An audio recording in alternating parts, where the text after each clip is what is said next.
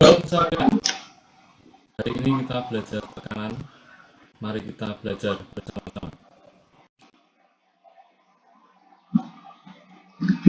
Kita awali dengan tekanan secara umum. Ada dua faktor yang mempengaruhi tekanan. Yang pertama adalah gaya. Yang kedua adalah luas permukaan. Jadi ada gaya, luas permukaan. Maka tekanan secara umum dapat diartikan gaya persatuan luas. Oke, kita yang pertama tekanan zat padat. Kita gambarkan sebuah balok ditekan dengan gaya F dan luas bidang permukaannya A. Kita terapkan pada suatu rumus, yaitu P sama dengan F per A. F sebanding dengan P. Jika F semakin besar, maka P semakin besar. A berbanding terbalik dengan P. Jika A semakin besar, maka P kecil, karena berbanding terbalik. Kita lanjutkan dengan pembahasannya. Jika ingin mencari P maksimal dan P minimal dengan catatan F tetap, maka kalau P maksimal yang kita cari pertama kali adalah A minimal. Ingat tadi A berbanding terbalik dengan P.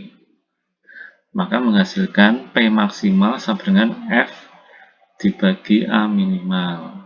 Sekarang kalau ingin menghasilkan P minimal, maka yang kita cari adalah A maksimal. Sehingga didapat P minimal sama dengan F dibagi A maksimal. Oke ya. Kita coba dengan contoh soal. Di sini ada 3 benda dengan luas permukaan yang berbeda, A, B, C. Menurut kamu, jika ditekan dengan gaya yang sama, F-nya sama, kira-kira tekanan terbesarnya yang mana? Oke, A. Alasannya apa? Karena A memiliki luas permukaan yang paling kecil, A minimal, maka menghasilkan P yang maksimal. Oke, kita coba contoh kedua. Balok memiliki berat 500 Newton. Tentukan tekanan terkecilnya. Lihat posisi balok. Berarti kamu harus pintar-pintar mencari A. Kalau tekanan terkecil berarti harus mencari A maksimal. F 500 Newton berat suatu saat boleh dikatakan sebagai gaya. Berarti berat sama dengan F 500 Newton. A maksimalnya berarti 50 kali 20. Ingat A itu panjang kali lebar. 50 kali 20 sama dengan 1000 cm persegi. Jadikan meter persegi, ketemu 0,1. Masukkan ke rumus P minimal, berarti F dibagi A maksimal, ketemu 5000 Newton per meter persegi atau 5000 PA. Ingat satuan SI tekanan, boleh Newton per meter persegi atau PA, itu sama saja. Oke, itu tekanan zat padat. Semoga dapat dimengerti. Kita membahas selanjutnya adalah tekanan zat cair. Tekanan zat cair ada beberapa hukum. Kita bahas dulu yang pertama, tekanan hidrostatik. hidrostatis boleh, hidrostatika boleh, tekanan dalam zat cair juga boleh. Faktor utamanya adalah kedalaman zat cair. Jadi menghitung H, ini yang perlu kamu perhatikan, menghitung H adalah dari permukaan atas sampai ke bendanya. Satuan harus jadikan meter. Rho juga harus sama, jadikan SI, kilogram per meter kubik. Berlaku rumus P sama dengan Rho GH, karena yang mempengaruhi 3 faktor ini. Rho, G, dan H. Kita coba dengan contoh soal. Ada tabung diisi air dilubangi 1, 2, 3. Menurut kamu tekanan terbesar ada di nomor berapa? Tekanan zat cair atau hidrostatis paling besar ada di nomor 3. Alasannya apa? Karena nomor 3 pintar. Karena nomor 3 yang paling dalam. Ingat tadi H semakin besar maka P semakin besar. Berarti jawabannya adalah nomor 3 dengan tanda pancaran yang lebih panjang atau lebih jauh. Kita coba dengan hitungan. Perhatikan tabung berisi ikan. Tinggi air dalam tabung 80 cm. Terus ikan dari dasar tabung 20 cm. Kira-kira H yang dipakai yang mana? 80, 20, atau 60 cm? Oke, kita buktikan. Rho 1000 sudah dalam SI ya semuanya. G 10. H adalah 80 dikurangi 20. Ketemu 60 cm, jadikan meter. 0,6 meter. Ingat tadi H dari atas sampai ke bendanya. Masukkan ke rumusnya. Ketemu P sama dengan 6000 PA atau 6000 Newton per meter persegi. Gampang ya. Semoga mudah. Selanjutnya yang nomor 2 yaitu hukum Pascal. Untuk menjelaskan hukum Pascal tentang rumusnya atau prinsip hukum Pascal, saya jelaskan memakai alat pengangkat mobil yang biasa di bengkel-bengkel. Ditandai dengan dua pipa yang berbeda, kecil dan besar. Yang kecil untuk menekan, yang besar untuk mengangkat. Berarti yang letak bendanya. Karena hukum Pascal bunyinya tekanan yang diberikan saja dalam ruang tertutup akan diteruskan sama besar ke segala arah. Sehingga P1, P tekanan pertama sama dengan tekanan kedua. Maka akan menghasilkan rumus hukum Pascal.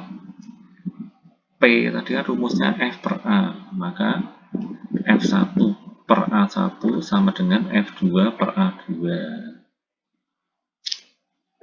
Dan beberapa alat yang bekerja berdasarkan hukum Pascal bisa dibaca sendiri di sini. Oke, kita bahas dengan contoh soal. Sebuah mobil seberat 16.000 Newton. Berarti mobil tadi berada di pipa yang besar. Tentukan gaya tekannya. Berarti yang ditanyakan F1. Ingat yang kecil kita namakan 1, yang besar 2 ya. Kesepakatan. Berapa F1? Kita bahas. F2 16.000 Newton, A1 50 cm persegi, A2 4000 cm persegi.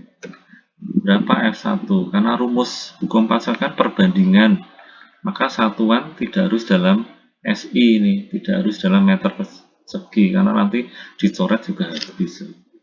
Langsung masukkan saja, maka didapat F1 200 Newton.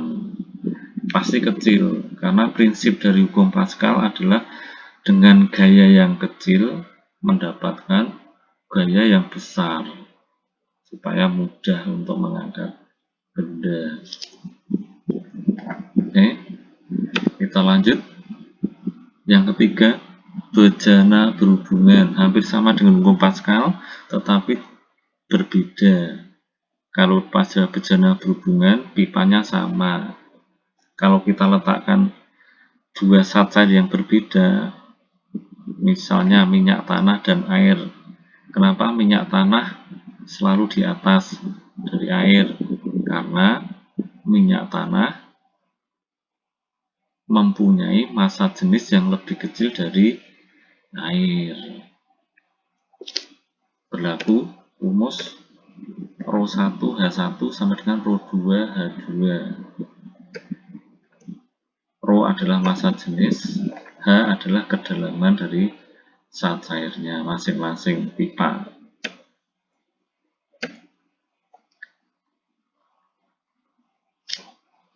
Alat yang bekerja berdasarkan bejana berhubungan, salah satunya water pass. Water pass itu adalah alat yang sering digunakan oleh tukang-tukang bangunan.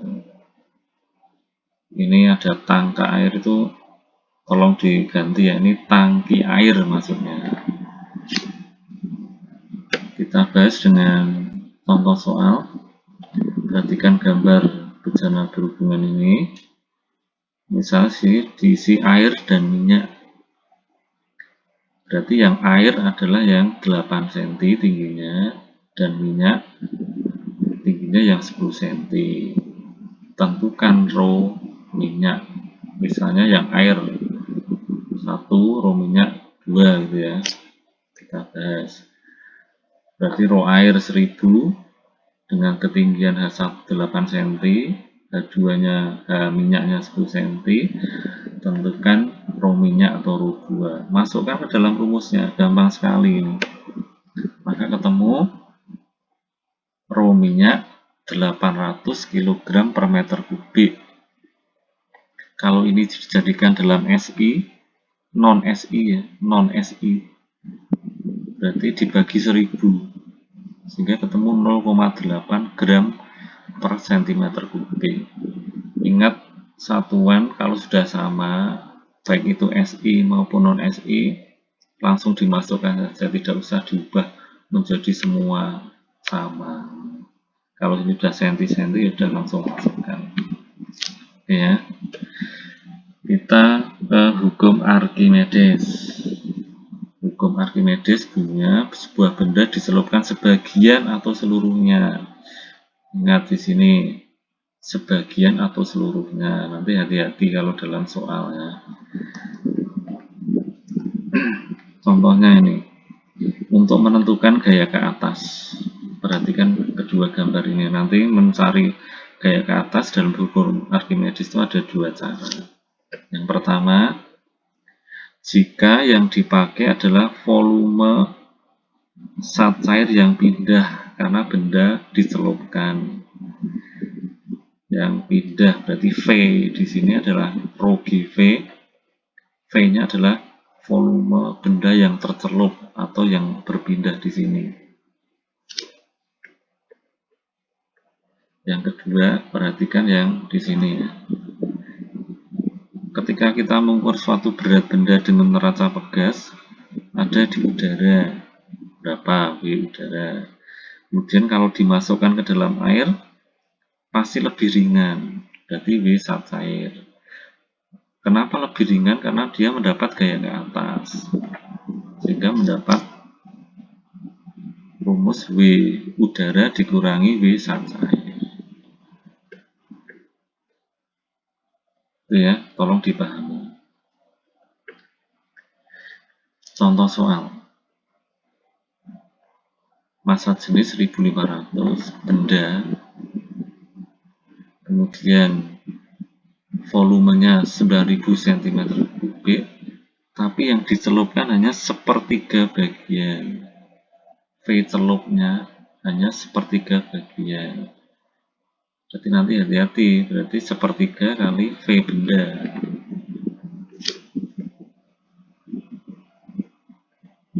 Nih, yang dipakai untuk mencari FA di sini adalah rosa cair, volume celupnya, dan gravitasinya. Ingat V celupnya tadi sepertiga kali V benda, ketemuan 3000, tapi ini masih cm3, jadikan meter kubik dibagi 1 juta, berarti 3 dibagi 1000, ketemu 0,003 meter kubik.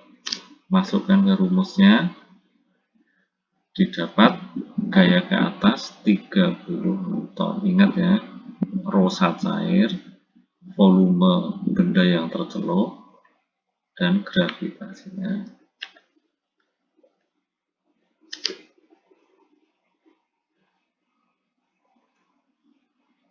Contoh 2. Kalau ini ada berat di udara, berat di air, maka didapat rumus, kamu memakai rumus yang satunya tadi. FA sama dengan W di udara dikurangi W saat cair, berarti FA-nya merupakan selisih beratnya. Dan kamu masukkan, ketemu 40 ton. Gampang ya. Oke, kita lanjut ke alat-alat yang bekerja berdasarkan hukum Archimedes. Apa kira-kira yang bisa terapung, tenggelam, melayang? Hidrometer untuk mengukur massa jenis zat cair, galon udara, galangan kapal itu tempat servis kapal, jembatan ponton itu drum-drum kosong yang dijejer di sungai untuk penyeberangan, dan kapal laut. Oke, kita ke penerapan selanjutnya, yaitu terapung, melayang, dan tenggelam. Misal terapung, syaratnya apa dari gambar ini? Melihat dari gambar ini, nanti syarat terapung dilihat dari massa jenisnya. Massa jenis benda lebih kecil dari massa jenis zat cair. Terapung itu artinya ini bendanya masih kelihatan dari permukaan air, itu pasti terapung. Gaya ke atas sama dengan berat benda. Tidak boleh lebih besar atau lebih kecil. Kalau gaya ke atas lebih besar, nanti ini bendanya mencolot ya, tidak terapung lagi, tapi mencolot. Maka dianggap FA sama dengan W benda. Melayang, berarti melayang itu berada di dalam zat cair. Syaratnya rho benda sama dengan rho zat cair, FA sama dengan W bendanya, jadi sama. Kemudian tenggelam. Tenggelam itu artinya benda berada di dasar permukaan. Sehingga syaratnya massa jenis benda pasti lebih besar dari massa jenis zat cair. Dilihat dari gayanya, berarti gaya ke atasnya lebih kecil dari berat benda. Kita terapkan ke contoh soal ya. Sebuah benda memiliki massa 60 gram, volumenya 30 cm3, dimasukkan ke dalam air bermassa jenis 1 gram per cm3. Bagaimana keadaan bendanya? Ada 3 pilihan, terapung, tenggelam, atau melayang. Nah, caranya kamu hitung apa dulu nih? Massa jenis bendanya. M benda, P benda. Kemudian kamu cari massa jenis benda M dibagi V benda, sehingga didapat 2 gram per sentimeter kubik. Apa yang harus kamu lakukan sekarang? Kamu bandingkan dengan rho air.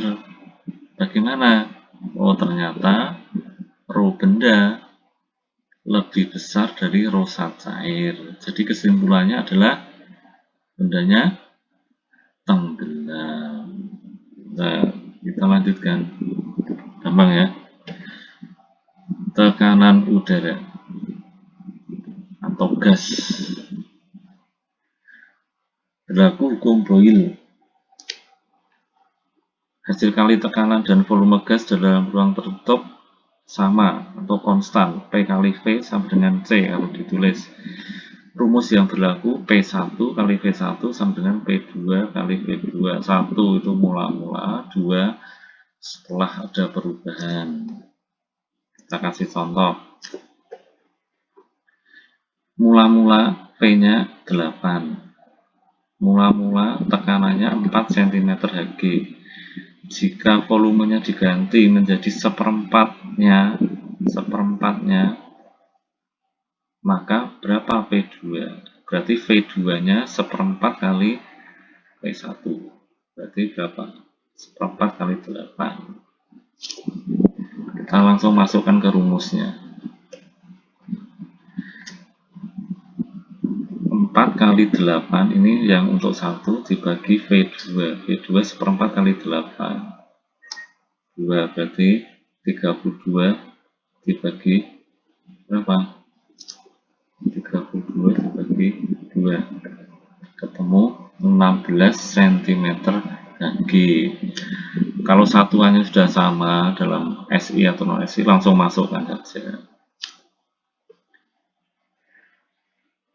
Kemudian kalau untuk diterapkan untuk mengukur ketinggian suatu tempat, maka didapat rumus H P udara. P udara ini pasti tetap karena diukur dari tekanan udara di permukaan laut, yaitu 76 dikurangi P suatu tempat kali 100 meter. Kalau ingin mencari tekanan udara di suatu tempat, ya tinggal dibalik aja. Contohnya, misalnya tekanan udara di suatu tempat berarti PT 68. P udaranya 76 cm Hg. Berapa ketinggian di 68 cm Hg? Langsung masukkan rumusnya. 76 dikurangi 68 kali 100 meter. Sehingga hanya ketemu 1200 meter. Ya, langsung masukkan ya. Kemudian alat yang bekerja berdasarkan hukum Boyle kira-kira apa? Yang berdasarkan gas atau P1 kali V1 sama V2 kali V2. Contoh pompa, sepeda air udara. Manometer artinya alat untuk mengukur tekanan udara di ruang tertutup. Kalau di ruang terbuka namanya barometer. Alat suntik, tempat minum ayam atau tempat minum burung. Selengkapnya bisa dibaca di kreatif IPA atau modul. Oke, itu sekilas tentang tekanan. Semoga mudeng. Tidak mudeng ya, diulangi lagi melihat videonya ya.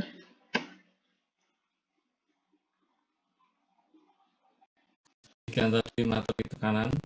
Semoga bermanfaat. Tuhan memberkati.